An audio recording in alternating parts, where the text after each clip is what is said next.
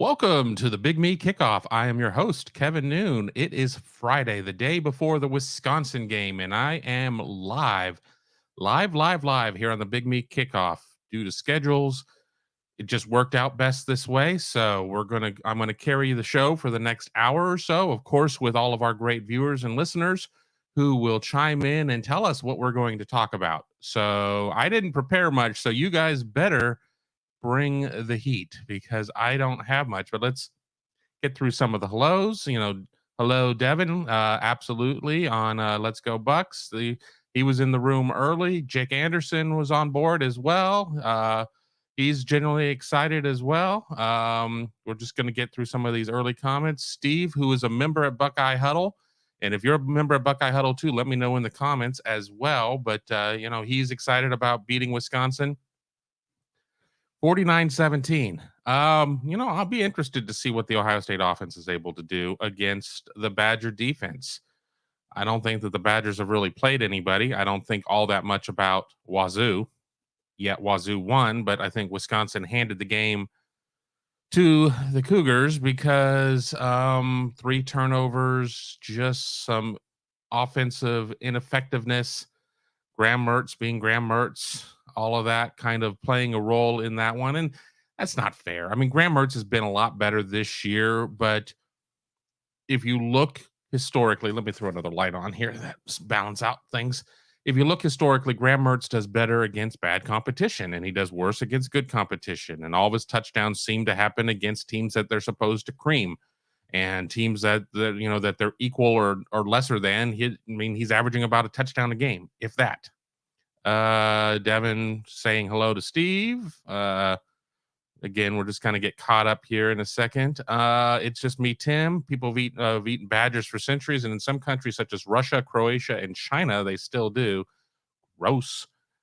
But I know that different cultures have different things that they eat. They're not going to get too far into that. I said I would talk about most anything here. Not going to talk about eating horse or anything like that.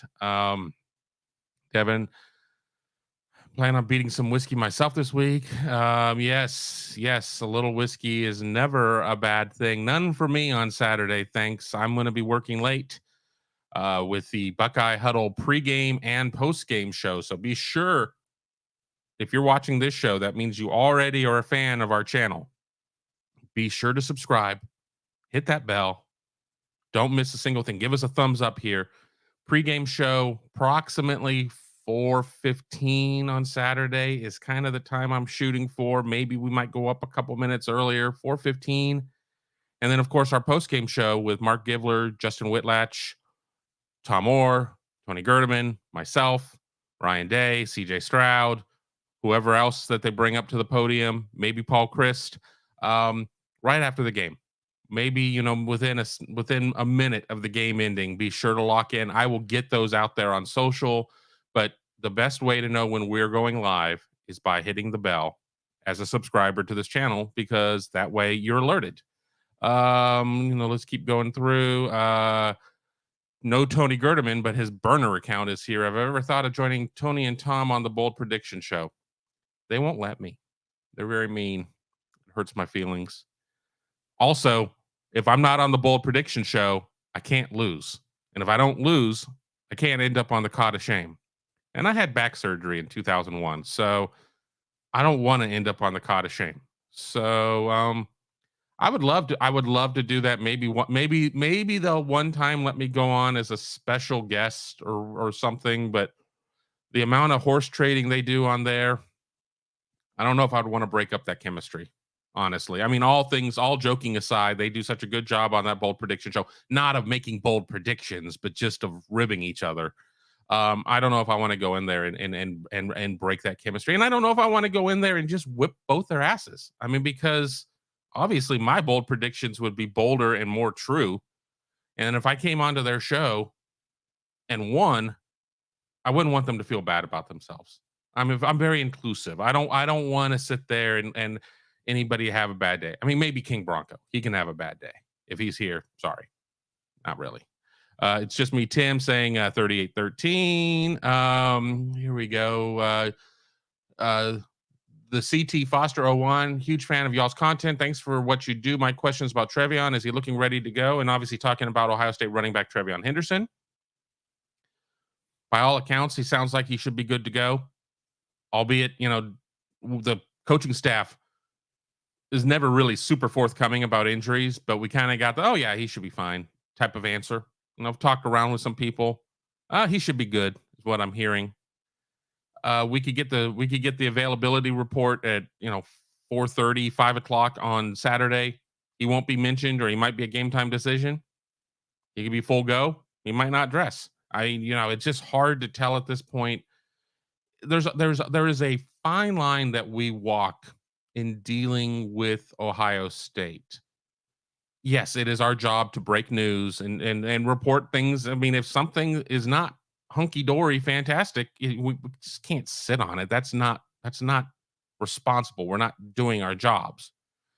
But conversely, there's something to be said about working within the parameters, painting within the lines. And they are very hinky about injuries. So we try to respect what we can there. Now, if we learn something and certainly if the kid confirms it, we're going to report it. Certainly if we get it from a couple of sources, we're going to kind of go around with it. But we're not necessarily going to try and lead the way in terms of breaking every lid. If this were the NFL and you had to put out the daily participation reports, it would be so much easier. So-and-so practiced, so-and-so didn't practice, so-and-so's doubtful, questionable, probable, out, in. That would make life a lot easier. And I think that fans would enjoy that a lot more. But conversely, I think that, I understand the gamesmanship and I understand the cloak and daggerness, but, I think that that's something that the NC2A kind of needs to look at. And it needs to be something that, the problem is that there's not necessarily for football. The NC2A sits over everything, but the NC2A doesn't run college football. Things are at the conference level. And if you're the Big Ten and the SEC isn't going to report stuff like that, why are you going to report it? If you're the Pac-12, why are you going to do it if the ACC isn't doing it? So if we ever move to the point where we get a college football czar, if the college football playoff starts to run Division 1A football, something like that, if there's a breakaway and there's a leadership there, then I think you can install rules across the board. I think then you can say you're going to play X amount of league games. You're not going to play FCS teams. We're going to have a more NFL style type of injury report. And of course, you can make the argument too of saying, oh, well, they're just college kids, Kevin, the et cetera, et cetera, et cetera. If, NIL has kind of changed the dynamic.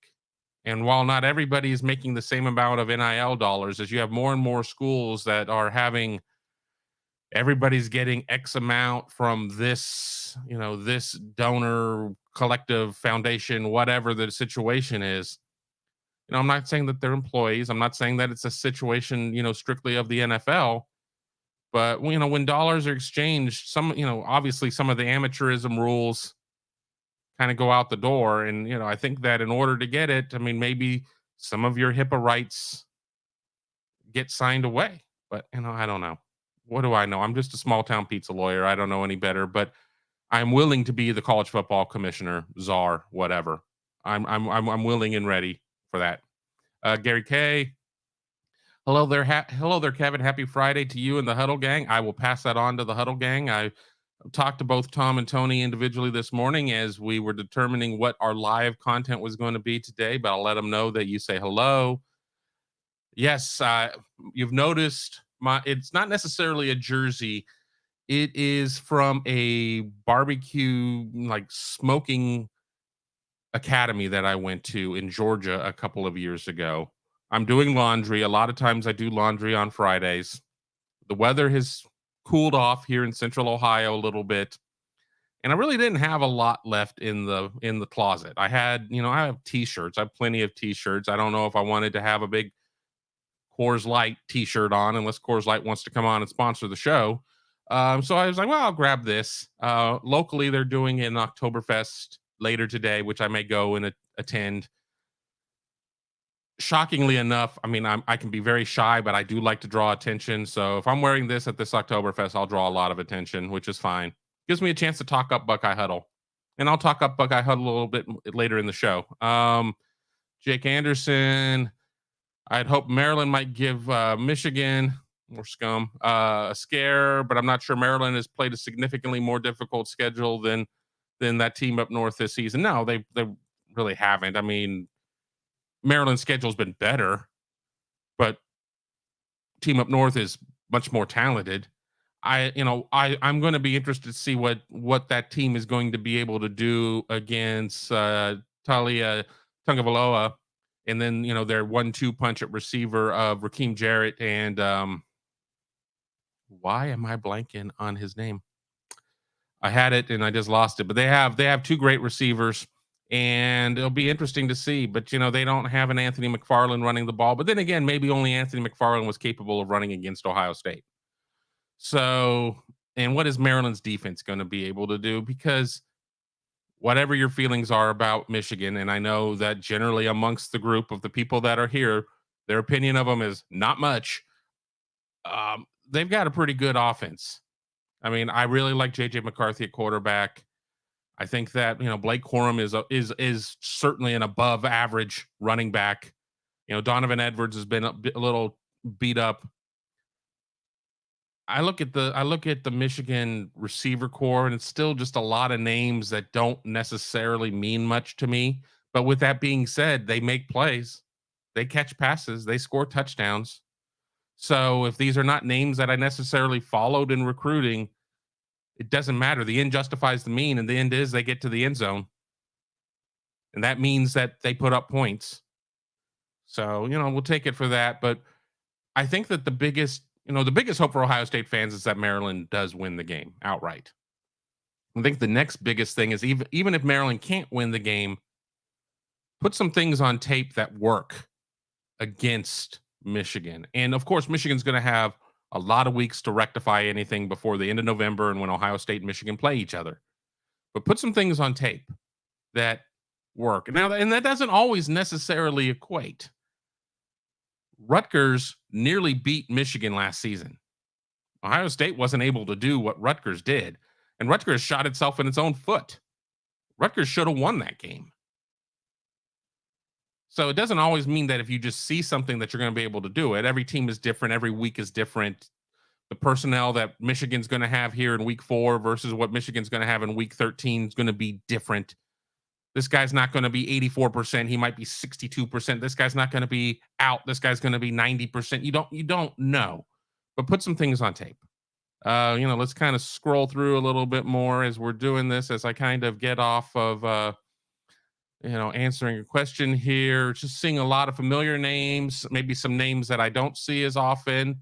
As we keep scrolling down. You should ask Chris that you spelled Christ or Christ wrong. Paul Christ, as one of my buddies on the beat calls him, Paul Blart Mall Cop. I guess he's convinced that he looks like Kevin James in that movie. I don't watch bad movies, so I've not watched any of the Paul Blart Mall Cops. It seems to be worse than Ernest Goes to Camp, to Space, to Prison, to whatever.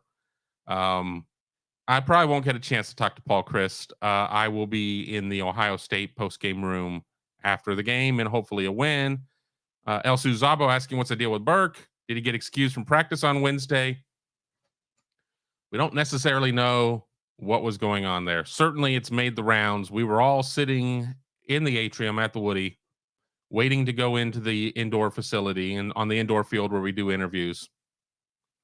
We look out. One of the writers for Cleveland.com says, I think that's Denzel Burke. We all look. Denzel Burke looks at us, knows that he's been kind of busted. Probably should have gone in a side door. We see him walking in with food. So obviously he didn't practice on Wednesday. What does that mean? We'll see. We'll see. Not something necessarily, though, that we can go outright and ask Ryan Day. And again, some of those personnel questions just get difficult to get answers on because, okay, if I sit there and I talk to somebody near the team and I get it and I report it and they don't want it out there, are they going to talk to me? So you have to pick your battles and your wars. And this one isn't. But, they're so thin at corner. What does this mean? Cam Brown, did he leave the game because he was a little banged up, or did he leave the game because it got out of hand against Toledo? It'll be interesting to see kind of what happens there. I think, you're just going to have to get into the pregame show. As I said, we're going to start about 4:15 on Saturday. Should get the availability report shortly thereafter. We'll have it on there. Tom, Tony, myself on the pregame show, Buckeye Huddle. Don't miss out. Gary, you should get a pass from the cot of shame. Bad backs aren't fun. Absolutely, absolutely. And at least twice a year, my back goes out on me. And this has been a relatively new situation development. They told me, even the surgeon told me, this surgery will probably just be your first back surgery. Backs are tricky, as people say, and I made it 15, 16, 17 years. If it got really cold out, my back would get a little tight, but it wasn't bad. But it's been in the last 5 years. If I sneeze wrong, I do something, I'll feel it pop, and then I know within 30 minutes I'm going to be in bad shape. And I heard it before Arkansas State. Is it Arkansas State? No, I heard it before Notre Dame. I reached down to pick up something off of the floor, and I felt it go.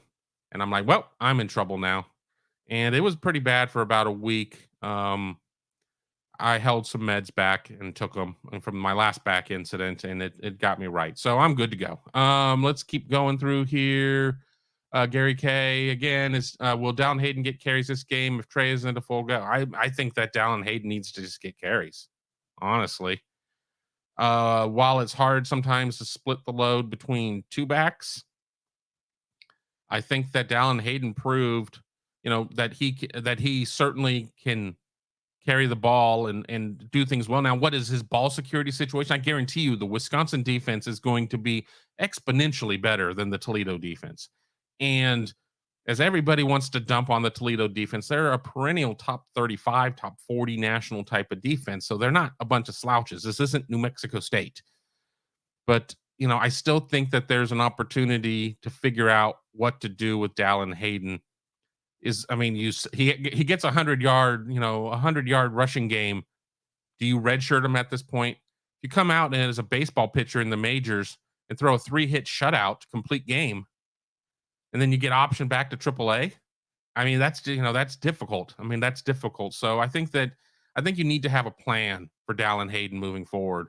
100% Trey, 100% Mayan, whatever. I think that you need to sit there and have a plan. Wisconsin has a 3-back system.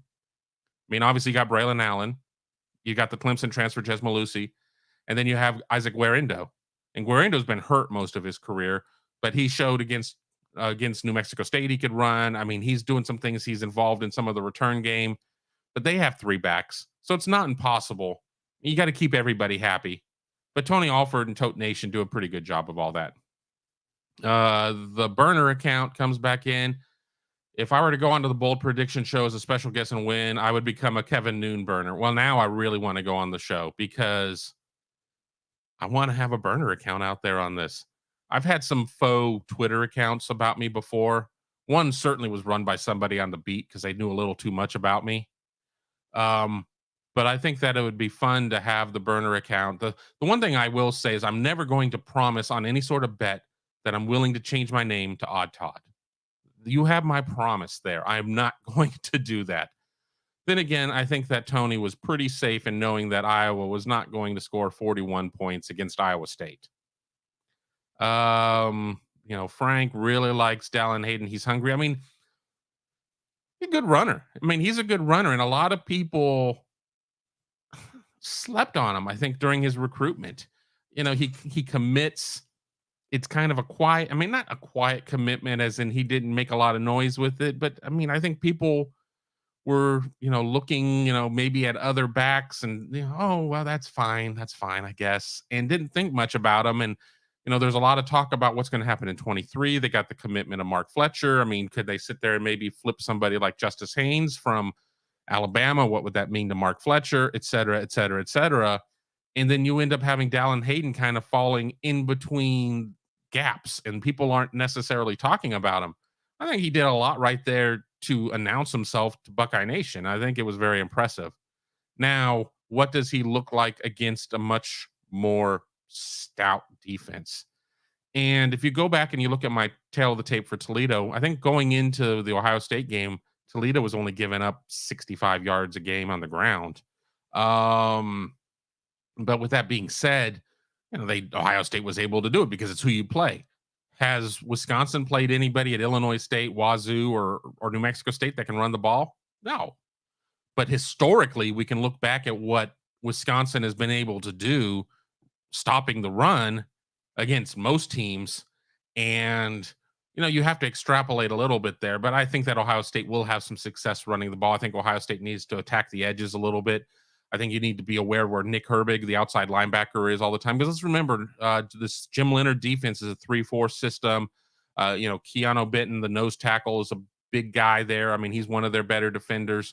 I think that a lot of the success, though, is going to come against the Wisconsin secondary. And I know, they have something like 8 interceptions, like 7 different players have interceptions, but Wazoo spreads the ball around, throws some picks. New Mexico State spreads the ball around, throws some picks. CJ Stroud to this point, and I'm not trying to speak anything into existence, no picks. Should he have thrown a couple picks by now? Maybe. He's made some dangerous throws. Teams just haven't been able to capitalize. But he's also made some throws that very few people on this planet can make. And I'm not even sure that some guys that are playing on Sundays could make a couple of the throws that we said. And I know, and that does not mean that I'm saying that CJ Stroud could go in and start for XYZ team in the NFL, but they're just some guys that are more gifted as passers. And CJ Stroud is one that has been gifted as a passer. What's up, Treasure? Speaking of guys that are members of Buckeye Huddle, I hope that everyone's doing great. I hope you're doing great, Treasure. Let me segue into this to talk just briefly about Buckeye Huddle. I know lots of people here are already members, and we appreciate it, but I want to invite everybody, please, everybody, take a check at BuckeyeHuddle.com. Obviously, we have all of our great podcasting information here, both on YouTube, and if you're listening to an audio version through Spreaker, iTunes, et cetera, et cetera, et cetera, about all that. But at Buckeye Huddle, we have so much fantastic written content, lots of stories, features, things of that nature. All of our recruiting coverage, Mark Givler and Alex Lightman do a fantastic job. Huge recruiting weekend coming up. Keon Keeley, the 5-star defensive end from Tampa, Berkeley Prep, same school that produced Nick Petit-Frere. He will be on campus. Could he be on commit watch? You need to be on Buckeye Huddle to get the latest with that. On Sundays, we have our skull sessions with Mark Givler. We have fantastic X's and O's coverage with Ross Fulton, Devin Whitlatch, or Devin Radcliffe, Justin Whitlatch. We have so much going on at Buckeye Huddle. It's just the price of a crummy delivery pizza per month. I mean, give it a shot. Take a look at BuckeyeHuddle.com. And if you have any questions about it and you just want to ask me off air, email me at kevin@buckeyegrove.com. Once again, that's my old email address, but I still get it. Kevin@buckeyegrove.com. I'll answer any of your questions about Buckeye Huddle, but I personally invite everybody here to take a look at it. I know that there are a lot of people who are our podcasting regulars who really enjoy it. Would love to have you there too. All right. Commercial over. Treasure the Torah saying hello to Sister Sue. Frank is a little worried about stopping the running game. Ohio State has done a pretty good job of stopping the Wisconsin running game through the years. I'm pulling up some chicken scratch notes that I had for writing one of my pieces. Let me find it here. In the last 4 games that Ohio State has played against Wisconsin, 2 of the 4 games, Wisconsin was held to 83 yards on 34 carries. That would have been the regular season game in 2019. And then 60 yards on 32 carries with a touchdown. That would have been the regular season game in 17, I think. There have been 2 games where Wisconsin has rushed for 200 yards. 19 in the Big Ten championship game, 37 carries for 200 yards for 3 touchdowns. and that was pretty much all they had. And then in 16, they had 46 carries for 236 and 1 touchdown. What's the one thing that we're seeing there? They don't, outside of that one game, they don't score a lot of touchdowns. You can run up and down the field all you want between the 20s. But if Ohio State's able to shut you down and force you to attempt threes, it's gonna be difficult for Wisconsin to run. Now, am I saying that this is going to be one of those games where Wisconsin's going to rush for under 100 yards? I don't think so. I think Wisconsin will run. I don't think it'll be quite 200. I'm saying something in the 160s. I think 160s, maybe. I'll even say 2 scores. Do you think Ohio State's going to get held to 14 points? Do you think Graham Mertz is going to be able to throw on Ohio State? So if Wisconsin only gets to 14, I mean, Ohio State has to score 15. And honestly, 15 is not necessarily a realistic number. I mean, yeah, 7 and an 8, but that's not how, or 5 field goals. That's not how generally Ohio State goes about things. But this shapes up to be. I mean, I'll give you my prediction right now. I'm saying 38-17, Ohio State. I think that they'll get a couple rushing touchdowns. Wisconsin, they'll get in the red zone and have to settle for a field goal. That'll be it. I think Ohio State will start off maybe a little slow, and then start to pick things up. They'll figure some things out, make some adjustments. Open up maybe a 10-point lead by half, and then just kind of accelerate in the second half. That's kind of where I'm at. That's calling for a cover, but pretty close to the line. I saw the line as high as 19.5 today, but we'll see. So there we go. Let me keep going through the questions as we're backlogging a little bit. The CT Foster, totally understand what you're saying about your role as reporters and with respect to the university. Just wanted to know if you'd heard the buzz, and you answered beautifully. Well, thanks. Honestly, we do this for you guys and gals. We do these shows for you. We write at Buckeye Huddle for you. Without you guys, there's no reason to do this. I should be, I don't know, an accountant or a chef. And honestly, my previous life, for those of you who don't know me well, I worked in television for a long time.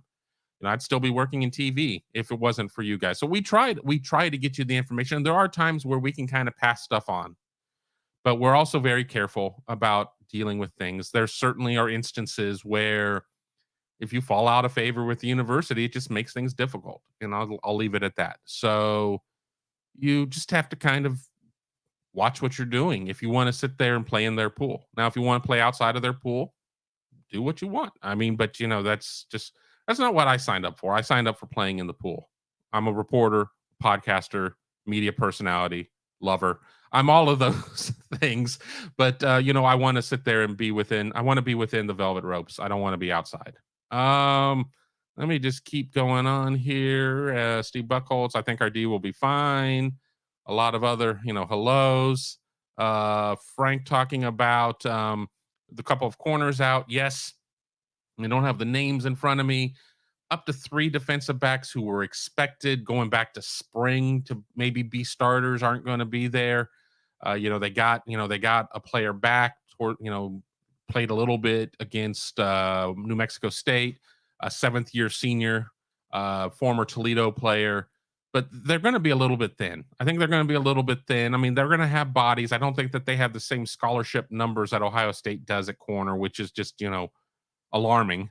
But maybe just not the guys that you'd want to have out there. And certainly going against CJ Stroud, that's just not a great recipe. That's just not a great recipe for Wisconsin to do that. Now, if Wisconsin's front 7 is able to sit there and collapse the pocket and get CJ Stroud running, even though we've seen CJ on the rollout look really good as he's added that to his repertoire this year, if they can get him moving and you can't necessarily run any, complex routes, then what does that mean? If you're playing everything within the first 2 levels, you got more bodies and the holes are smaller and the windows are tighter. But if they're not able to get a huge pass rush, it could be an early night. It could be an early night. Treasure, what's up, my big brother Kevin Noon? Have a great live stream today. Go Buckeyes. Absolutely. I'm really excited for this. Now, I certainly love doing the, Buckeye Weekly with Tom and Tony on Friday. But when it just looked like we weren't going to be able to sync our schedules today, I gladly said, I'll do a Big Me Kickoff. I will do a Big Me Kickoff, while we're doing that, let's just. Oh, I don't have it here on this branding. Give me a second to find it. Whoops. There we go. Let's throw the branding up there. So it's the Big Me Kickoff. So I was very happy to do that. I know that I get a lot of comments from people saying you should do your show more. You should do your show more. I know. I know. I know. I know. I know. I'm working on it. I'm getting there, but the live shows are a lot of fun. Sue, no doubt Day doesn't talk about injuries because he wants the opposing coach to have to game plan and waste their time on players he knows damn well will be out. Well, there's something that's yes, yes. There's no reason, a lot of times people are like on Sunday, the game happens on Saturday and the game's on Sunday. Is like, what's up with this player and that player? Well, even if we knew it sort of kind of, we need to make sure we go about things the right way. And that's just part of the game. And I know there are going to be some people that might be dissatisfied with that answer. And I mean, all I can say to that is I'm sorry.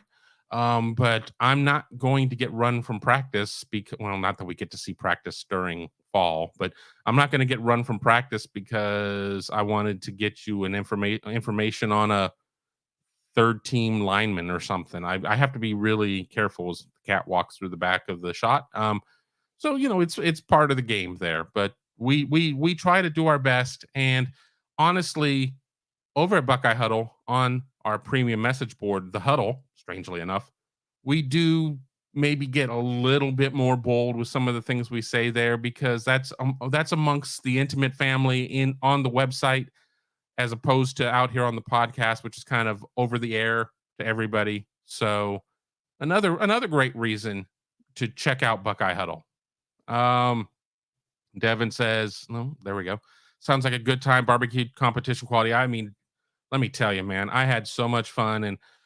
And for those of you who watched my channel, my personal channel with the Best Noon Sports Show period, I've always talked about wanting to do like a grilling show on there. Now, granted, I need like a camera person to do that because if me just sitting here at my desk doesn't necessarily tell the whole story. But the old joke is once you get into your 40s or your 50s as a guy, you either get into the History Channel or you get into grilling meats. And I'm into both, to be quite honest. Watch a lot of documentaries, kind of a nerd like that. But it was in my early 40s that I was like, okay, I really want to get into this. Love cooking brisket, pork butt, ribs, all of that.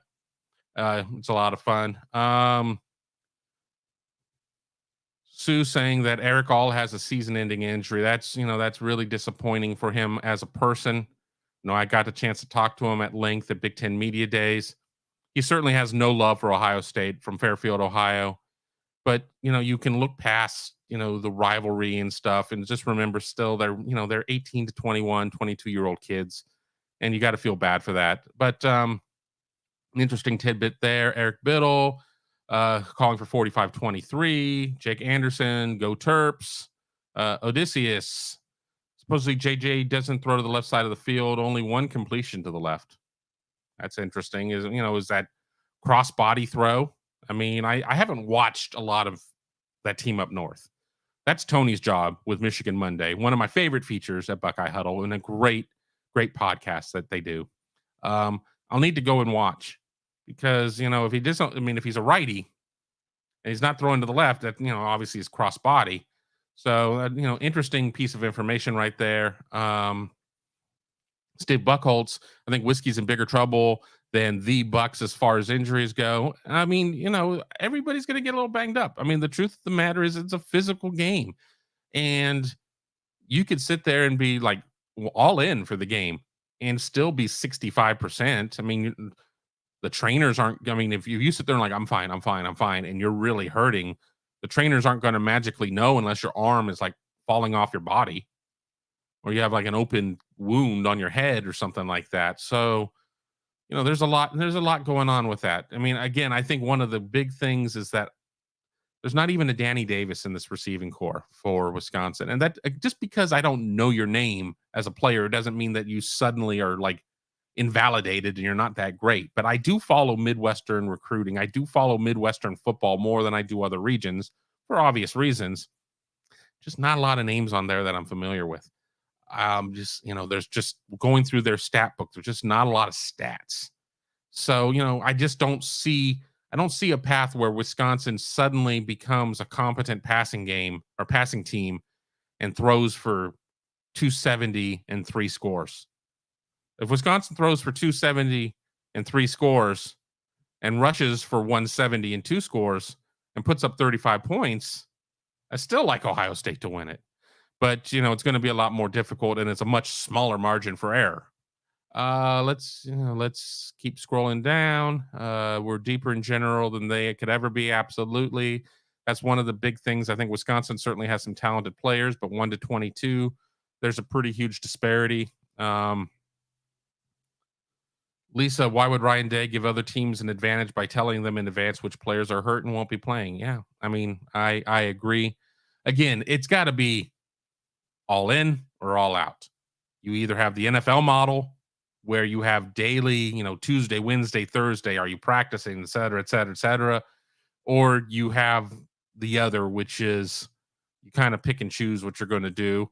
And certainly, if given my druthers, I mean, if I'm playing poker against you, I don't necessarily want to tell you what one of my two hole cards are. I mean, why would I do that? That's dumb. So, it is what it is. But again, it's also a situation of where everybody's going to view things a little bit differently and how they're going to do it. I mean, it would make my life infinitely easier if Ohio State would release a depth chart. That's another piece of content I can write over at Buckeye Huddle. But they don't release a depth chart. We get the participation report, which doesn't necessarily tell us anything when Tanner McAllister and Josh Proctor weren't on it anywhere and then didn't play. And it seemed like it was predetermined they weren't going to play. So the participation report, take it for what it's worth. Let me keep going here. Just scrolling down. I can't necessarily hit all of them. Treasure likes my shirt. Yeah, I do enjoy the shirt. I do enjoy going out and cooking. Again, I keep trying to figure out a way to where at some point I could do something for a lot of our Central Ohio or people that just happen to be in town subscribers. Now, I know that's weird. Oh, you just invite a bunch of strangers over to your house? Well, one, you're not strangers. Even if I only talk to you here on the podcast, we're family. We talk a lot. And then if you're at Buckeye Huddle, it's even more. I talk to you even more because I'm very active on the board. I think Treasure can tell you that. I think Steve Buckholz can tell you that. I'm very active on the board. I get to know a lot of things about y'all. So I'd love to find a way to be able to do something, maybe do some ribs and a brisket or something like that. I really enjoy it. Some people golf, some people go to the casino. I like cooking. Cooking is my release. I like going to the casino too, but I just can't afford it. If I didn't have bad luck, I'd have no luck at all. I just don't do very well at the casino. So I would rather just spend the money on the food. And of course, the issue is most things that you're making, just my wife and I here. So if I do a 16-pound brisket, we're gonna have brisket for the next 11,000 years. So and it's something meant for sharing. I haven't figured out how to do this yet. I have to figure out a way to do it for people that sign up for Buckeye Huddle. I got to protect my job. I got a job here. Buckeye Huddle is the job, so I need you guys to sign up. Gary, we're still talking back surgery there. Yeah, it does really lead to more results or more issues later on. I'm 50. I feel broken down a lot of times. I'm dealing with an elbow issue right now, like really bad tennis elbow. I've done a couple shots of cortisone in it. It's short-term relief, so I don't know what the next step is. My chiro wants to do cold laser. That may be the next thing we want to do. We'll just keep kind of scrolling down as we go through here. It's just me, Tim, Trey Henderson, and mine. Which will get more yards? I think that the Wisconsin game is built better for Mayan just because I think Mayan is a little bit more of a decisive one-cut type of guy who's harder to bring down. Trevion has been trying to hit the home run ball like on every run. And, I see a super chat. I promise I'll get to that here in a second. So I think that Mayan is somebody who's better suited for this game. But you know what? If Trevion breaks off a 65-yarder, all bets are off because then at that point, he's got 65 in his column. Let me scroll down to super chat really quick. Sorry that I missed that. Omar Austin, also known as Hung Low, and I've known Omar for a while on the board. There's a difference between sportsmanship and gamemanship. Loose lips sink ships. Absolutely. Absolutely. I'm glad so many of y'all agree with me on this. Now, I'm sure that if we had, 4 times the viewership on here that we do today, and I know that I really didn't give y'all a lot of lead time for the show. Again, that's why you have to hit that bell so you know when we're on if you're on YouTube. Um, there'd be some people who disagree. Oh, I need to know everything. And that's fine, and that's fair. I'm not going to sit there and fault somebody for feeling that way.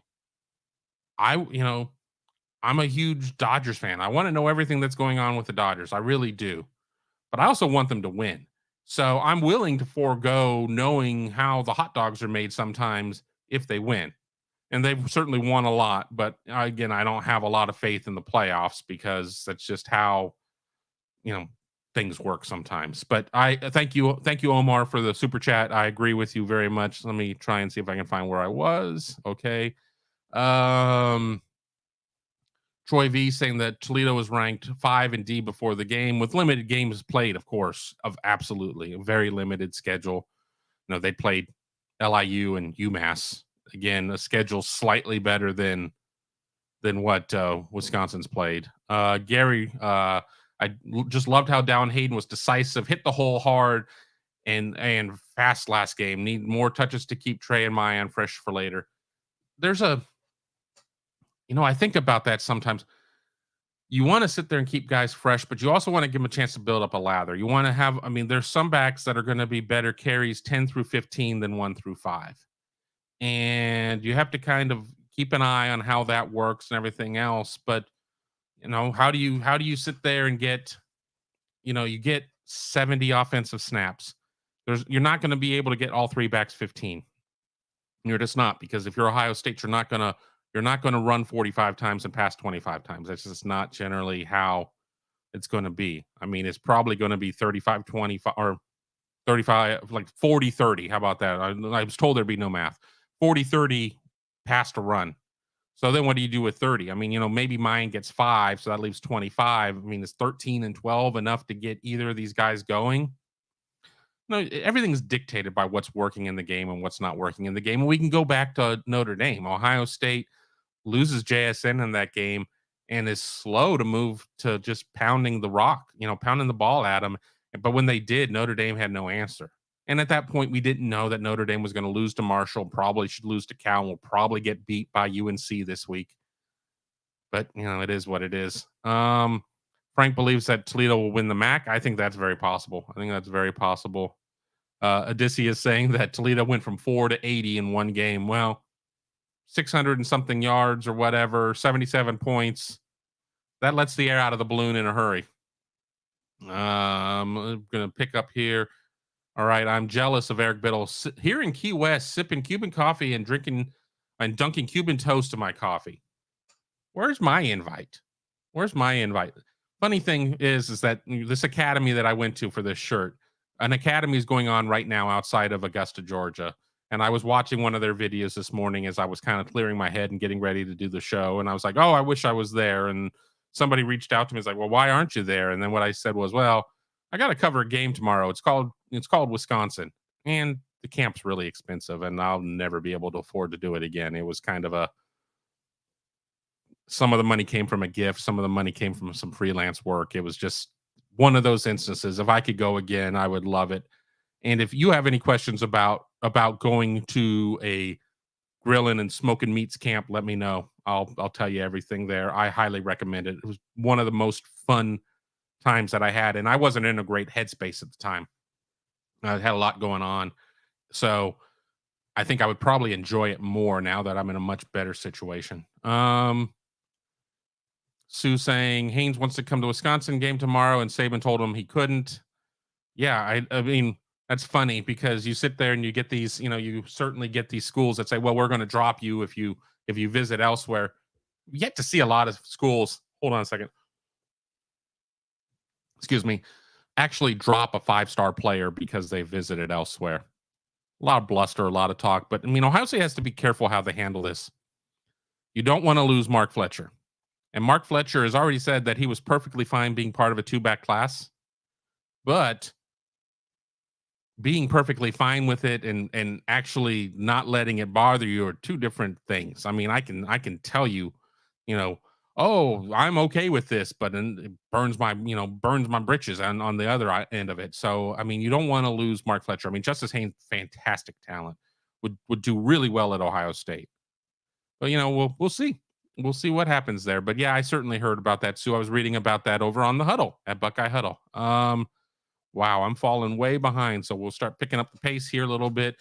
Steve Buckholtz, when I predicted Iowa would score 41 versus ISU, I thought it was Indiana State. I didn't think it would be a rivalry game week 1. So no odd Todd name change. I know. We'll find another way to get Tony to put something up on the line like that. Maybe we'll get him to give up ketchup on steaks. Probably not. Troy V, is Cuban toast like regular toast just with an accent? I mean, yeah, I love Cuban food. Whenever I get down to like South Florida to cover American Heritage or St. Thomas Aquinas, I try to have a Cuban meal, but I don't think I've ever had Cuban toast before. I have had Cuban coffee. Yes, I like it. David Greenshield, do we know how much Mike Hall might play in this one? No, we don't know, but I certainly think he will play. I certainly think that it's going to be imperative that he plays. And Ohio State still has some guys that have been doing well, but Mike Hall is such a difference maker.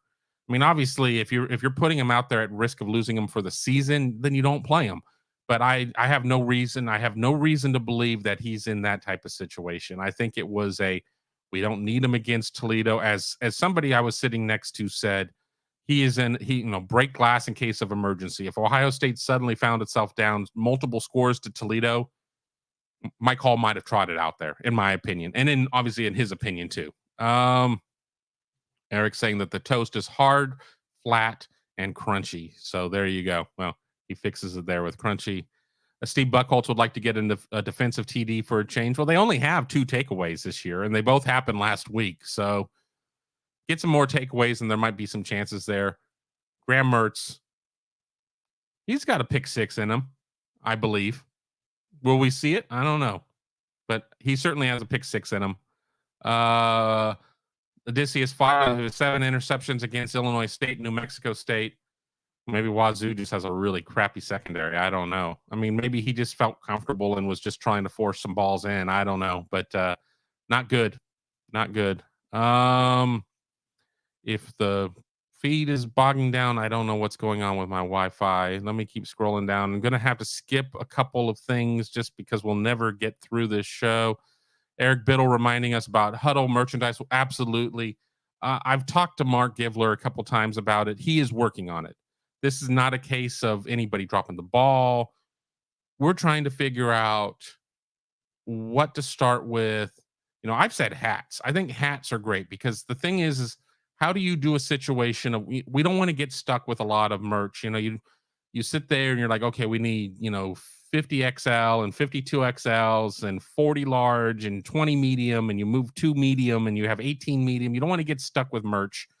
So if you get something that's one size fits all, that's a lot easier to move. You do kind of a proof of concept, see if people, see if it moves. And I think it will. I think people really are excited about Buckeye Huddle and the whole product and will buy the merchandise. And Mark believes that too. But, we're still kind of talking about it.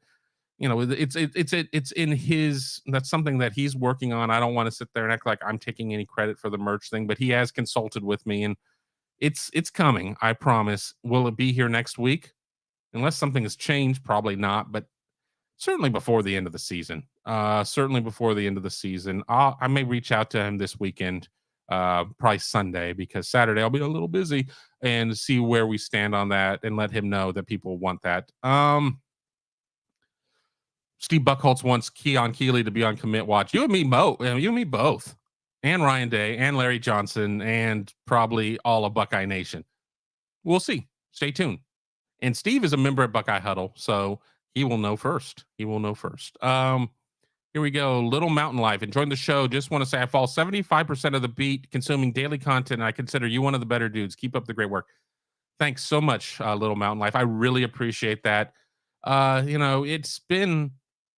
It's been something for me to get more forward facing and doing podcasts and things. My background, as I said, was in television as a producer. I wasn't an on air person. It was really easy for me to kind of hang out in the shadows and then go hold court at the bar talking about all of my opinions. But coming out and doing this stuff, I enjoy. I really enjoy writing. But I love the comments. A lot of people have been very complimentary. So to everybody out there that has said kind things, thank you. Those of you who've said less than complimentary things, well, I got two words for you too. I'm kidding. I'm kidding. Um, Jordan Kapler, a regular here on the show, 3521. So not picking the cover right there. Florida Buckeye Huddle is the best. Um, Steve again, 4917, just to bring that up there. Yeah, please hit those thumbs up. Absolutely. I don't see thumbs up stats through the portal that I'm using, so I don't know what we have. I know how many we have online. I know how long we've been live, but I don't see the thumbs up in my portal. So, you guys kind of let me know. And it's great when you guys go out and ask for those. A dog named Brutus, how are you doing there? Devin, 56-9. We're getting into 59-0 range in that Big Ten championship game in 14. Wouldn't that be something? Wouldn't that be something right there? Yeah, Steve appreciates everybody at Buckeye Huddle. We're starting to catch up right here. Devin with a complimentary of Buckeye Huddle. Let me jump back to Odysseus right there. This is an opportunity for a statement game. Prove our offense can put up 35 plus against a good defense. Absolutely. Absolutely. But then again, you'll still have the haters out there. You'll still have the SEC network who'll be like, yeah, great. Against the same Wisconsin team that lost to Washington State. Big deal. SEC. So again, I think it's important. I think a lot of people will notice it's under the lights. It's in a big window. It's definitely a chance to make a statement. It's just me, Tim, asking everyone to wear black. I wasn't planning on it, and the reason why is one, I'm in the press box, so nobody's going to see me except for people in the press box. I mean, I'll be down on the field too. I don't want to appear like I'm cheerleading or anything like that. We have to stay impartial. And three, just I don't know if I have anything. I mean, I have a couple black sweatshirts, but I generally dress up a little bit more for the games. I mean, it's going to be a little on the coolish side. I generally try to wear. I mean, during the warm games, I wear like a golf shirt. During the cooler games, I would generally wear a button down. I don't have a black button down. I have black shoes on. I mean, does that count? I mean, I generally will. I mean, sometimes, or I'm even my tennis shoes are black. So I'll be there in spirit. Devin, it's a blackout. Everybody wear black. The university was very quick to point out to us, even after they came out and called it a blackout. They're like, "Oh no, we mean it's everybody wear black." I guess they don't want people taking it literally and blacking out from alcohol. It's going to be a long day, folks. Pace yourselves. Pace yourselves. Don't drink all the beer in the morning. Don't drink all the Fireball in the morning. Pace yourselves. Um, as of whenever this came out, only 5 likes, and I know that was a little bit ago based on where we are. We can do better than that. We can do better than that. Hit that thumbs up. I'll give you a 3. 1, 2, 3. Hit that thumbs up. And hopefully when I scroll down, you guys will let me know where we get there on there. But, be sure to subscribe to the channel, all that good stuff. Here we go. Don't tell Todd or Tom, but I'm your favorite host. Thanks, Steve. I appreciate it.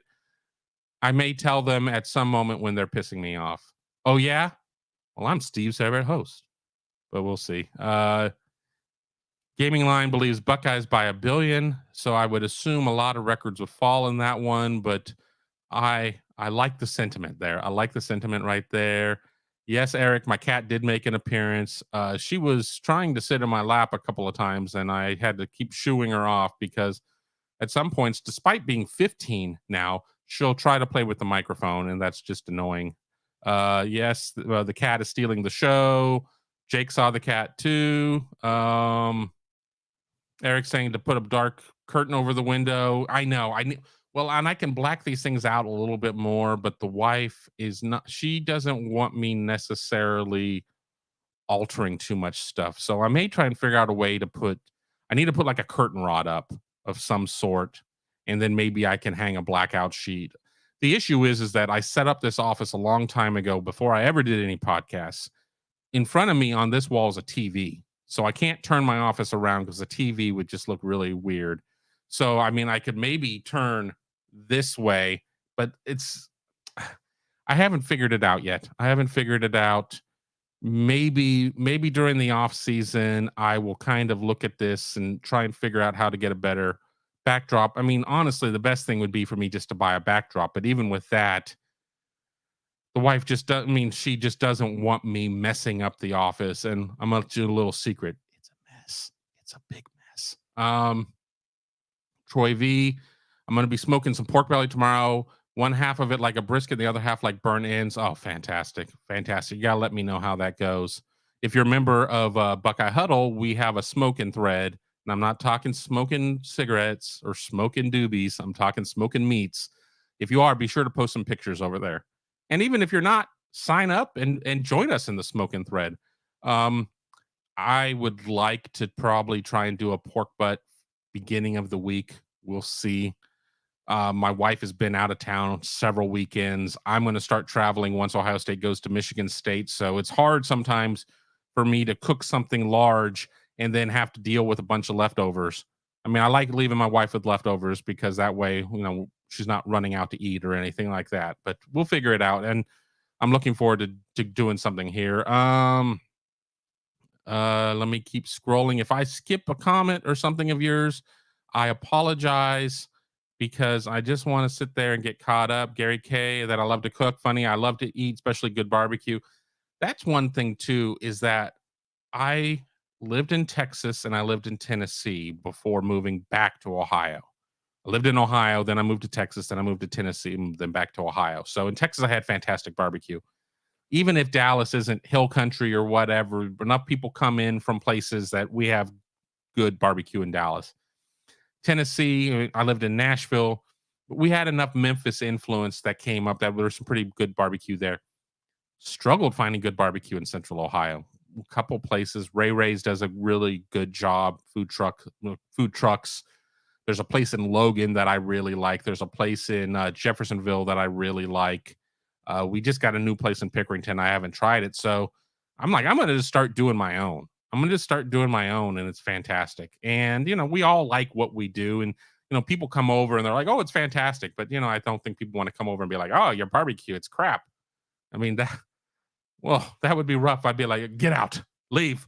But yeah, it's a lot of fun and I enjoy doing it. It's becoming a much more expensive hobby. Let me tell you, meat prices are through the roof. Odysseus talking about doing a whole hog. I have a decent sized smoker, but I don't have one the size of doing like necessarily a whole hog. I mean, I could probably get like a suckling pig on there, but that's a little bit more than I'm willing to do at this point. And I know what you're supposed to do. Over certain parts of it, you're supposed to put bacon because different parts of the pig cook at different temperatures, and you don't want to sit there as you're trying to get other things up to temperature to overcook. But when I was at the competition camp, they did a whole hog and I took notes and everything else. I don't think I could replicate it. At this point. That's probably something I'm not going to do. Now, if I suddenly became independently wealthy and moved on to more land and had like a bigger backyard and a fence and I could get like a real stick burner, because I use a pellet grill. And I know there are going to be people like, oh, love your easy bake oven. Pellet grill is perfect for my lifestyle because minimal work and great barbecue. But if I were going to do something like that, I'd want to do it on a stick burner or whatever. So you got the winning lottery numbers, before the pick, let me know and I'll invite you over. Sue and I have talked about this on a previous show that cooking is sometimes therapy. Absolutely. I'm going to let everybody in another secret. I like cooking better than I like eating. There are a lot of times I cook and I'm just like, I'm just not really that hungry. But I enjoy the act of cooking. People are like, oh, it's because you like taking care of people. Maybe. I don't know. I just like cooking. I just enjoy it. Let me keep scrolling down here. Willie, if we somehow lose to Penn State and they lose to Michigan, we beat Michigan. We're all one-loss teams. in the division, all 11-1. Let's not think about losses at this point. Right now, Ohio State just, it's got one single focus, and that's Wisconsin at this point. Roger Smith, Kevin, I may sub to you guys after this game because I think I get more fast and accurate information than from any other sources. Roger, please, if you please sign up, email me, or shoot me a note or whatever. Once you sign up, I know that a lot of you belong. Some of you, I know who you are on the board. Some of you, I don't. I don't go in and like try to match screen names to real names. That's not what I want to do, but I think you'll really enjoy it. We got a monthly option, we got a yearly option.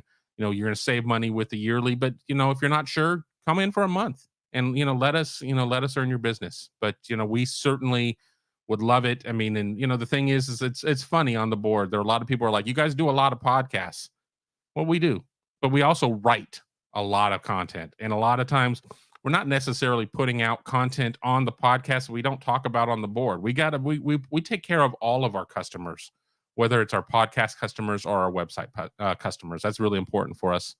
Here we go here with Sir Eric M. I think transparency is a bigger issue at professional levels because it's more name driven. If you're paying $400 to see LeBron, you want to know if he's for sure he's playing. Absolutely. I mean, I agree. I agree. I do not agree with a single part of your statement right there. And that's a very valid point. So I have nothing else to say on that one, except I agree. I'm getting caught up here. Almost Days had plenty of time to scheme Wisconsin. They've had the same philosophy for a decade. Yeah, they have. I mean, I think the difference is here. I don't think that their secondary is quite as good. I'm not sure about, the right side of their offensive line. I'm not sure if their receivers are as good as in other years, even though Lee Evans isn't walking through that door. I think that, again, I think that Nick Herbig, their outside linebacker, is probably one of the best players in the Big Ten we're not talking about. I think in terms of defensive players that everybody should know, Nick Herbig of Wisconsin and Jack Campbell of Iowa are two that certainly need to be there.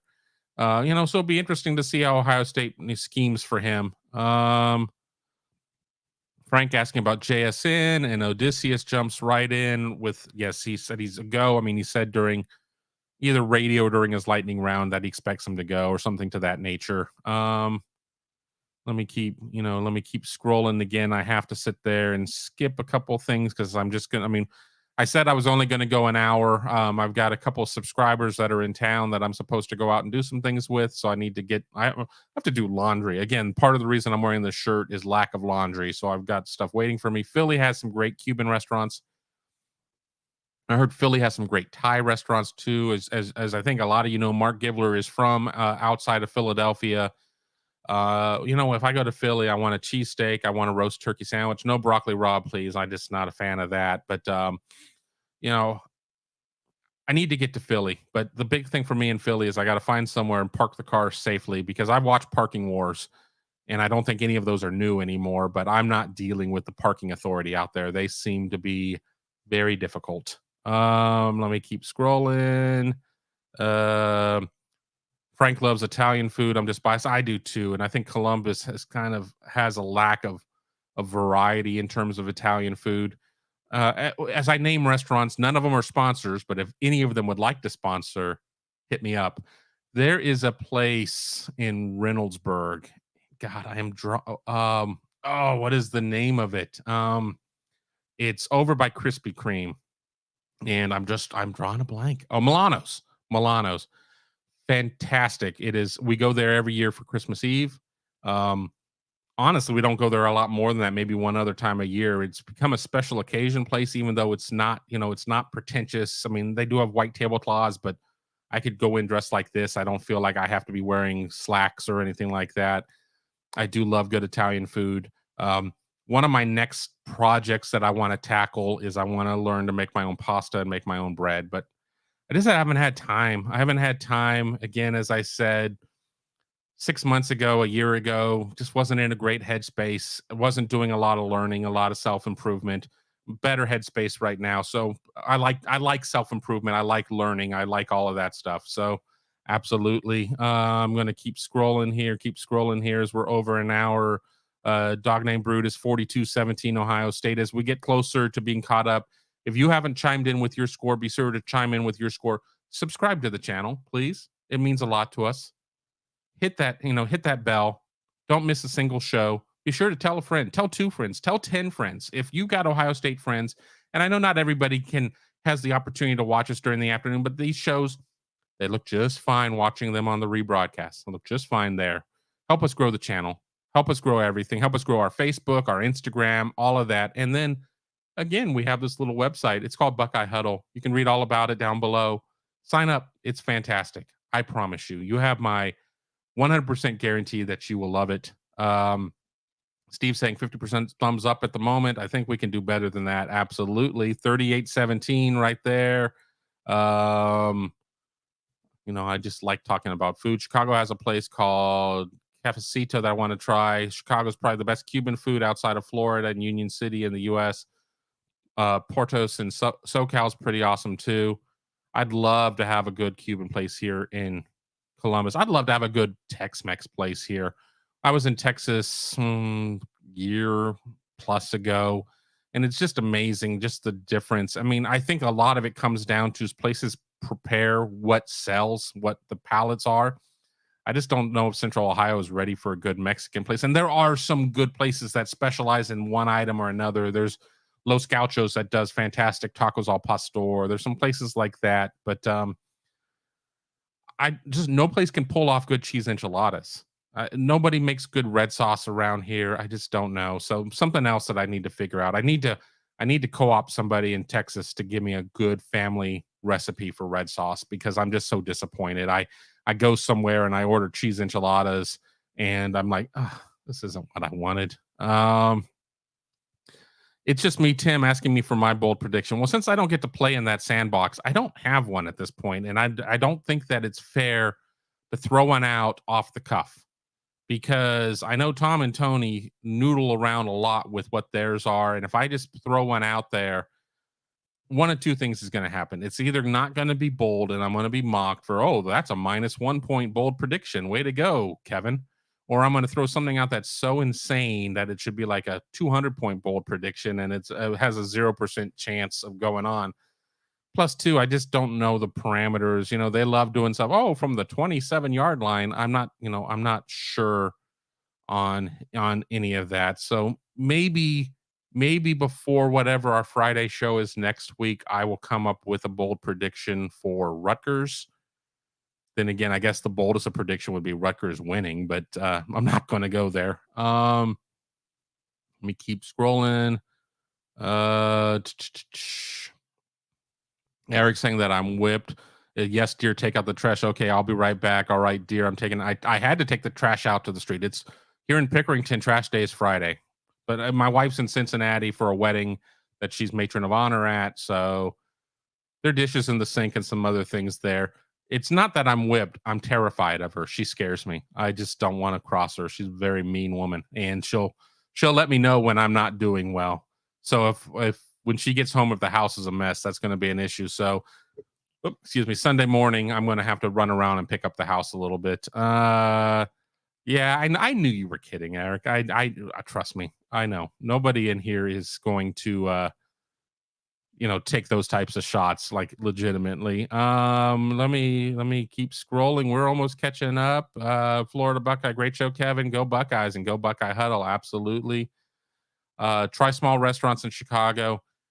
I don't have it off the top of my head, but I found a great Italian restaurant 4 years ago in Chicago. As of a year ago, it was still open. I'd have to find it. No, not like Rosebud on Rush, which I do enjoy Rosebud on Rush. It's good, but this place, 14 tables, maybe. They do the big Parmesan wheel where they'll cook the pasta in it or what. It was really good. I went with a group of about 6-8 riders. Everybody loved it, so it was probably one of the better Italian meals that I've had, outside of a couple of home cooked meals that I've had from Italian friends where their nonna cooks, which is just like, I'll drive a long way to go get somebody, get one of those nonna meals from somebody. Worst Philly cheesesteak I ever had was at the Philly airport. Well, yeah, absolutely. But then again, if you're stuck in a desert, even dirty water tastes good. I'm happy going to Charlie's. I mean, honestly, I'll do that. I mean, is it a great cheesesteak? No. I worked in Bucks County, Pennsylvania for a summer as a camp counselor when I was in college. Found a really good hole in the wall place that did cheesesteaks. So I've had a lot of good cheesesteaks in my years, but even a marginal cheesesteak is still pretty good. Pablo's and Pal is good for Cuban food. I'll have to remember that. Unfortunately, Pal may as well be Michigan for me in terms of distance, but I get up there every now and then. Sue, you're gonna need to give me or now are we talking Italian red sauce, or are we talking like a red sauce for Mexican? Because I make a good red sauce for Italian, but if you make a good like enchilada red sauce, shoot me an email at kevin@buckeyegrove.com with a recipe if you're willing to share. Now, I know sometimes, I mean, I have one or two recipes I'm very hesitant to share, but I will. I mean, I have a spaghetti sauce, a family meat sauce, red sauce with meat that is a couple generations down that I've made my own adjustments to it. That's one that only two or three people have managed to pull that one from me. That's, you have to damn well be near family to get that recipe from me, but I'm willing to trade recipes. Let me keep going here. A Tex-Mex red sauce, absolutely. Thank you, thank you. I'm looking forward to seeing that recipe. Uh, I can go into my book of recipes. I've tried to get a couple from my mom as she gets older, and she doesn't cook anymore, and the memory is starting to go as she gets older. I went in and we did a week, a couple years back of where she made a lot of my favorites, and I wrote down recipes, family recipes and whatnot. Unfortunately, there's some that I'm just never going to be able to get because she doesn't, she didn't really keep notes on them or whatever. They were just things that she made. I mean, farm girl, I mean, from North Carolina, she was cooking at a very early age as, everybody else was, doing stuff around the farm. Sage, Ohio. Hello all. Sage, you're late. And one other thing I wanna point out too is, and I don't even see Lynn's Breezy and some other people pointing out that we were going opposite of Zach Smith's show. I went an hour later. I went at 1, and I haven't even seen some of our people there. But then again, people might be fatigued from another show, and 2 hours of listening can be a lot. But don't say that we don't listen. But 12 generally is the time we go on with this show because it just works a little bit better, and it gives us a chance. I mean, I'm going to let you in another little secret.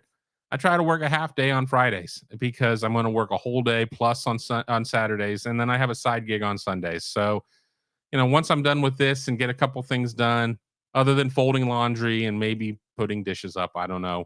I'm gonna relax a little bit, and then I'm gonna go hang out with some buddies. Jake Anderson right here. I need to switch over to Buckeye Huddle from, we'll just say, TOS. I don't, I have friends at all the sites. I cannot justify paying for more than one specific site. I'll probably join later today or tomorrow. Absolutely, Jake. I'm so excited that you'll be there. Again, my email is kevin@buckeyegrove.com. If you want to shoot me an email, you want to make a post when you get over there. Hey, Jake from the podcast, whatever you guys want to do there. Or if you want to stay anonymous, that's fine too. I mean, not ever, I mean, here's how message boards work. As we're at an hour 15, I knew this would happen. I knew we would start talking, and we're all family.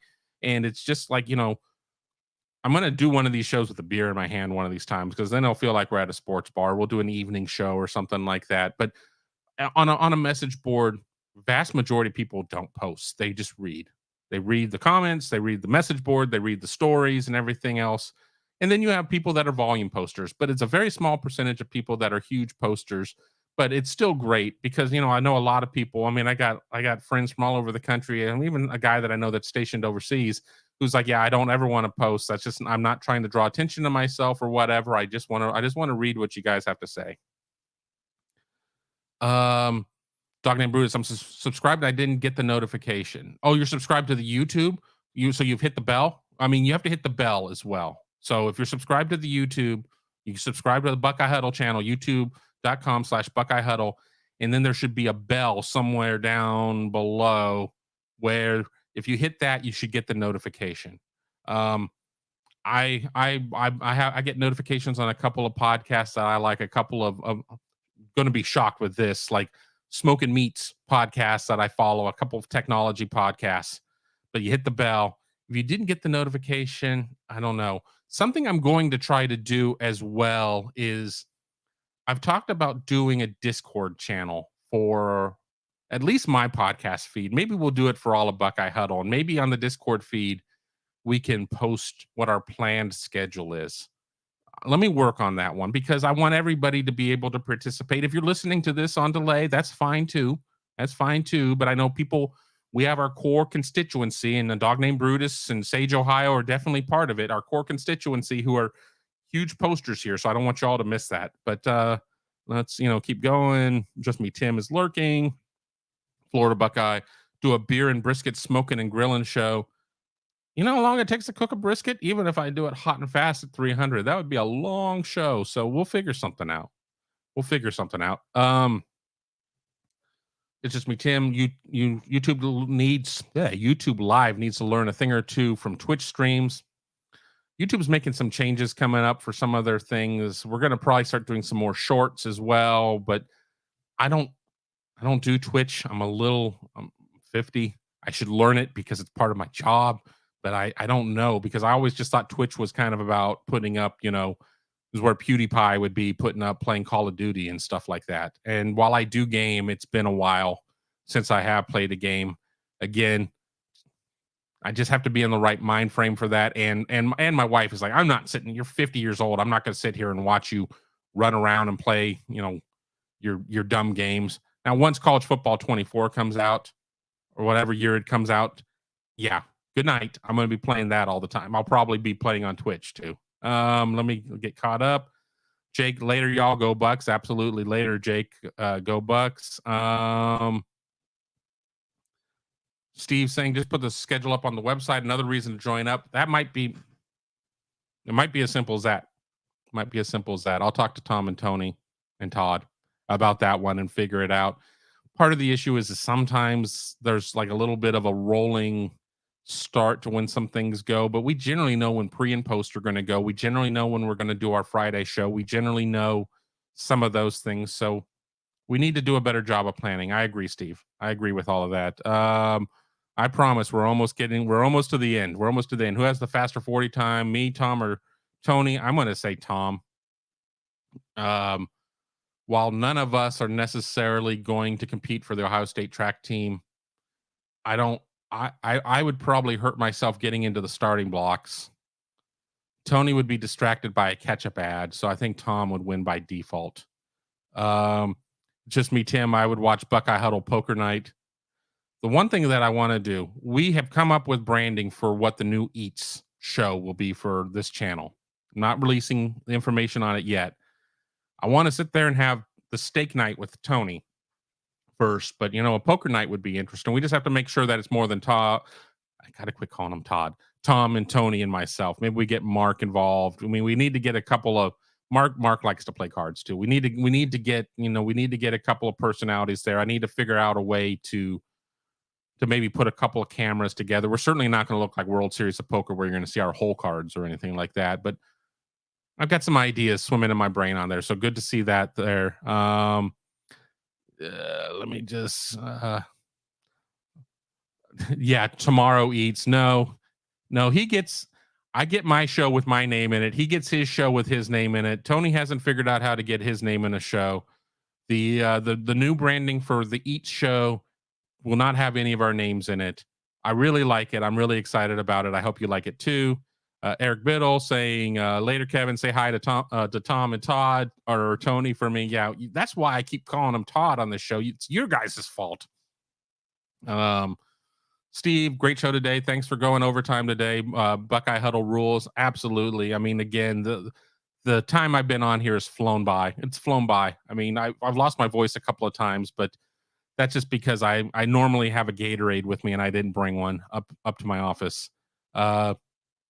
It's just me, Tim. Friendly competition. I guess back to the poker night. I'm not playing if I can't win Tony's money. I got to win Tony's money somehow. But we go from there. But we've gone about an hour 20. So I think we're going to call it a day.